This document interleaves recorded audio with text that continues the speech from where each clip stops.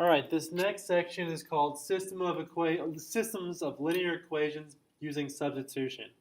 Okay, this is a little bit different than what we just did dealing with graphing. In graphing, you graphed one equation, you could have a line like this, and then the other equation would have been something like this. You'll notice that if you're using regular paper, it can be very challenging to find out the point at which they intersect because the graphing's good. Obviously, if you have a graphing calculator, it can help real easily. If you have graph paper, it can be done. If you're doing it with regular paper, loose leaf paper, it's going to be more of an estimation. So when you think about graphing, I want you to think about just getting a rough estimate of where this point's going to be at which they intersect. Well, if you use our new one, substitution, which is actually one of my favorite ways to solve a system, there's actually another way called elimination we'll learn about a little bit later on, not in this section though. Substitution is just like a substitute in sports. When you put a substitute in for a sports team, that person's going in place of someone else. Well, that's what's going on here. Well, if you look at equations 1 and 2, I hope you notice that the y in equation 1 is already kind of by itself. Well, that y is the exact same y that's in equation number 2. Okay, so what we want to do when we're solving these systems of equations, we're going to take that y value in the top here, okay, equation number 1, which is negative 2x minus 9, and we're going to take it and substitute it into equation 2. So I'm going to rewrite equation 2. So 6x minus 5y. Well, instead of writing y, we're going to put in what we have up in equation 2, which y is equal to negative 2x minus 9. You'll notice I put this in parentheses because this right here, negative 5 multiplied by y, well, that's what that is. That's multiplying negative 5 times all of that. All right? And then that's equal to negative 19. So this is equation 2, only with equation 1, its y value. All right? So from this point out, all we're doing is solving an equation. So we go through our order of equation, our steps to solve all equations. Step 1, is distributive property present? Yes, it is. Negative 5 times negative 2x. Negative times negative is a positive, that's 10x there. Negative 5 times a negative 9 is a positive 45. Then we still have the 6x over here. This is a positive 10x because that was a negative negative. And over here is a 19. The distributive property is taken care of. Step 2 is to combine like terms. Well, I got 6x and 10x there. They're both positive, so that's 16x plus 45 equals 19. Then I'm going to start adding and subtracting the inverses and getting all the numbers on one side, the constants, and all the like terms on the other with the variables. Subtract 45, subtract 45. That ends up giving me an answer of same sign, so it's 464. Okay, and it's a negative 64 there. On this side, we're still left with 16x. Divide by 16, divide by 16. X is equal to a negative 4. All right, so right now you're pretty excited. You think you got the answer, but you're not done in this system. Just like in graphing in the previous section, you always had a point. You always had the x answer and the y, the point at which these two lines intersect. Well, we have an x value.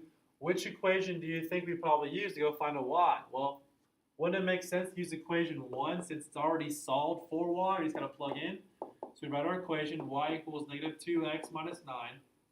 So y is equal to negative 2 times our new value for x, which is negative 4. Let's subtract 9. Negative 2 times negative 4 is a positive 8. And 8 minus 9 ends up giving us y is equal to negative 1. Now, I want you to look at this. We have our x, we have our y.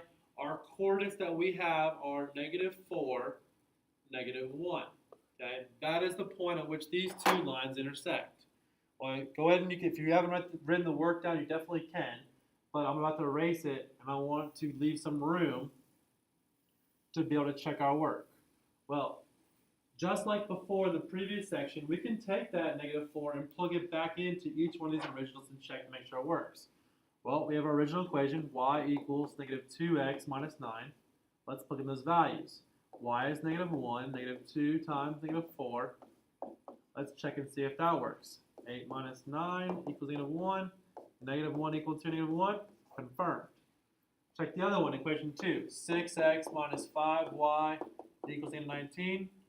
X is -4 minus 5 times the y, which is -1, equals -19. 6 times -4 is -24. -5 times -1 is a +5. Is -24 plus 5 equal 19? And it is. It confirms that our answer is correct. All right. You could have also graphed both of these equations. Notice this first one up here is in something that's our slope-intercept form. We could have graphed that easily. Okay. The other one is in standard form. I would recommend graphing your x and y intercepts. You plug in your 0, solve for your other intercept. Okay, that would also work and give you a good estimate. But we just confirmed mathematically that that would work. All right. Yes, this is going to be a lot more steps. There's not anything necessarily new besides the actual substitution step.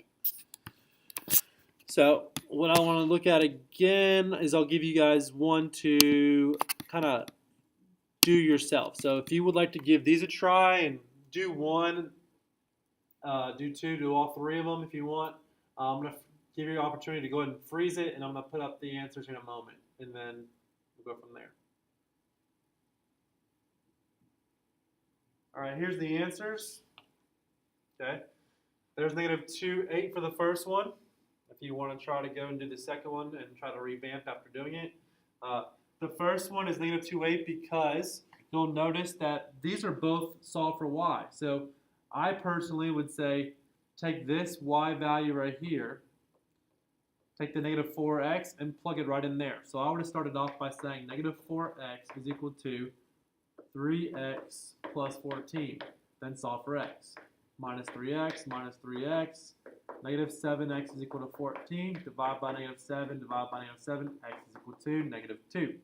And then I would have plugged in back into, you can actually do it to any one. Whenever you get one of the answers, you can plug it into any of the two equations as long as they have the variables that you need.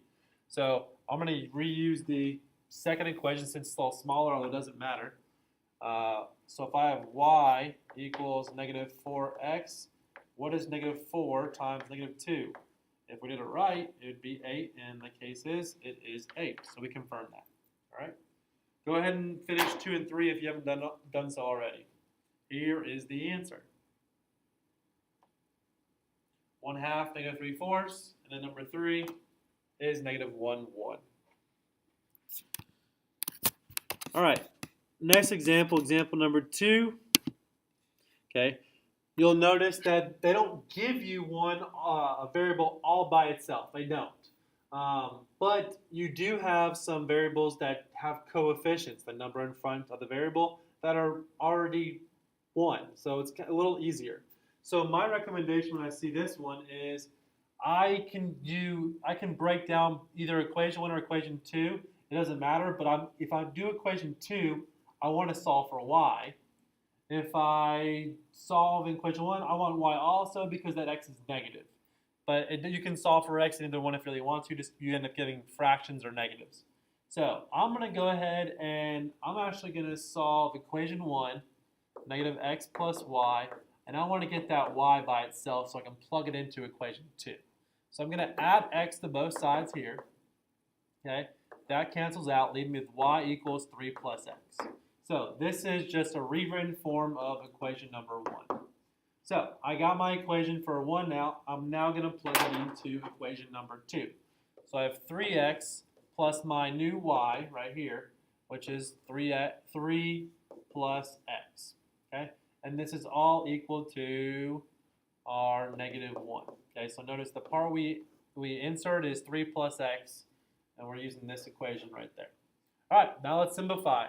No distributive property. Like terms, yep, we have a 3x plus an x, which is 4x, plus 3 equals -1. I'm going to subtract 3 from both sides. That gives me 4x is equal to -4. Divide by 4, x equals -1. Now, like before, I have my answer. I got my one variable. I can go back and plug it in. Now, I can go take this -1 and plug it into equation 1, or I can plug it in equation 1 or equation 2. One of those two. I could do that.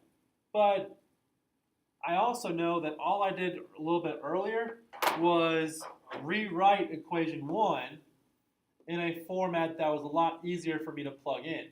So you don't have to go and plug it into the two originals. You can also go plug it into one of the originals that you adjusted to make your, save some time here. Well, I'm going to do that. And y equals 3 plus x. Well, my x we just found out was -1. So 3 plus a -1 is actually 2. So our y equals 2. All right. To confirm that again, we can go back and plug in the original. So let's write them and confirm. Okay. So we have -x plus y equals 3. The solution we have from over here is our answer is -1, 2. So at this point, when you draw those two graphs, this is where these 2 points would intersect. Let's see if it works. -x, which is -1 here, plus y, which is 2. Does that give me 3? Well, a negative times a negative is a positive. 1 plus 2 is that 3? And we just confirmed that first equation. Let's go confirm the second one. 3 times -1 plus 2, is that equal -1? 3 times -1 is -3, plus 2 is that -1. And the answer is yes, it is. We just confirmed that equation also. So you'll notice you have a built-in check method for these as you go through. All right. Here is another one for you to try. Okay, you can go do these one at a time, or you can do them. I'm gonna give you a break in between.